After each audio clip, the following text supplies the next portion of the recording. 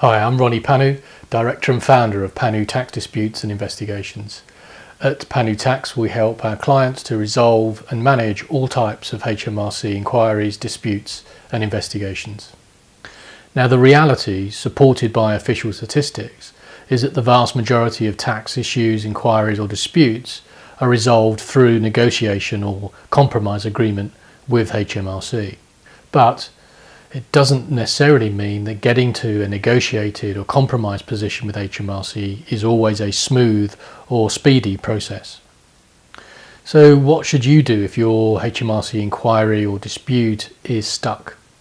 So if your inquiry is stuck or you've reached an impasse with your tax inspector, there are a number of things that your advisor could try and unblock it. So your advisor could, if a formal decision has been made by HMRC, request an internal review. So this is where an inspector that's independent from the one that you were dealing with reviews your facts and your case to decide whether the original inspector came to the right decision. In my experience, the reality is that you rarely get a change of decision following this internal review. But it can still be a way of engaging with somebody new, a different inspector from the one that made the decision. And I've used this in the past where, for example, we believe that the inspector may have prejudged the issue, or you've got an inspector who may not be taking into account facts or arguments that you think are relevant.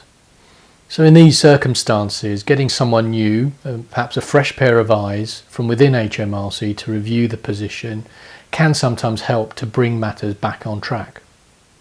If you're experiencing delays from HMRC in your inquiry or dispute which you feel are unacceptable, or you feel as though you provided HMRC with all the documents and information they need to make a decision but one isn't forthcoming, then you do, as a taxpayer, have the legal right to go to the tax tribunal and ask them to issue what is called a closure notice.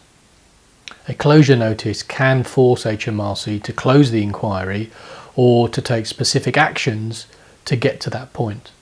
So again, this can be an effective approach that I've used in the past to help to move matters forward where they're stuck. However, care needs to be taken and it should only be used in appropriate cases. Another really effective way of unblocking disputes or inquiries can be to consider whether ADR, or alternative dispute resolution, could be appropriate in your circumstances. ADR is a relatively new concept in the tax world, but it's been around in commercial disputes for a number of years. And the real value of ADR as far as tax disputes are concerned is that, again, it can bring in someone independent from the inspector you've been dealing with, usually somebody from HMRC that's been trained in mediation techniques. This mediator then works with both parties to try to come to some sort of compromise agreement. Now, as part of this process, the inspector, the mediator, should be asking both sides the right questions. And for HMRC, his own side, he should be asking questions such as, why has this matter not been resolved until now? What are the real blockers to settlement? Is this a matter on which HMRC really want to litigate? And if they don't, then how is this issue going to be resolved? So taking this type of approach and asking these sorts of penetrating questions can be a really effective way of bringing matters to a conclusion. And that's why ADR is gaining popularity.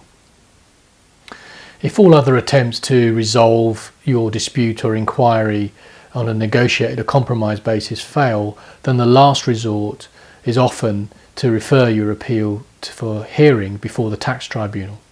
Now, the tax tribunal is a body that's independent from HMRC, who listen to the facts, review the evidence and the arguments, and ultimately decide the outcome. So referring your appeal to the tax tribunal in this way can force the inspector to go through HMRC's internal governance process, and in doing so ask themselves the question as to whether this is an issue again in which HMRC wishes to litigate, and if not, how a compromise can be reached.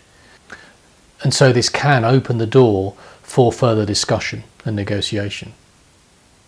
However, litigation is something never to be entered into lightly, And so you need to be aware of the risks in going down this road as well as your realistic chances of success.